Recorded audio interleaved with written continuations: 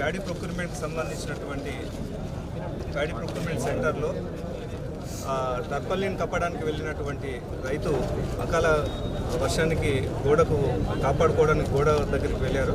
ఆ గోడ అనుకోకుండా కూలిపోవడం వల్ల తండ్రి కొడుకు ఇద్దరు చనిపోయారు, ఇంకొక చోటనేమో ఇంకో ఇద్దరు చనిపోయారు.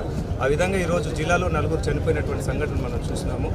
ఈ నేపథ్యంలో ఇక్కడ ప్రజాప్రతినిధులు కానీ ఇక్కడ ఉన్నటువంటి వాళ్ళకి న్యాయం చేయాలని కోరడం అనేటువంటి జరిగింది. ఆ నేపథ్యంలో కలెక్టర్ గారు ఇక్కడికి అడిషనల్ కలెక్టర్ రెవెన్యూగా నేను ఇక్కడికి వచ్చినాను. దీనికి సంబంధించి కలెక్టర్ గారు చెప్పినటువంటి అంశం ఏంటంటే వీళ్ళు మాకు ఒక్కొక్కరికి 50 లక్షల చొప్పున మాకు నష్టపరిహారం చెల్లించాలని చెప్పేసి వీళ్ళు ఎక్స్గ్రేషియో చెల్లించాలని చెప్పేసి కోరినారు.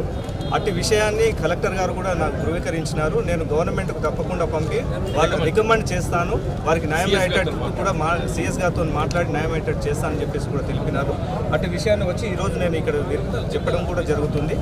ఈ పంపించిన తర్వాత ఇటు కాపీని కూడా ఇక్కడ పిటిషనర్ ఎవరైతే ఉన్నారో వారికి ఇచ్చేసి ఇటు విషయాన్ని నా తరపున కూడా నేను వారికి న్యాయం చేసేటట్టు చేస్తాను. ఇక్కడ ఉన్నటువంటి ప్రజాప్రతినిధులు ఎవరైతే వాళ్ళకు కూడా తెలియపరుస్తాను.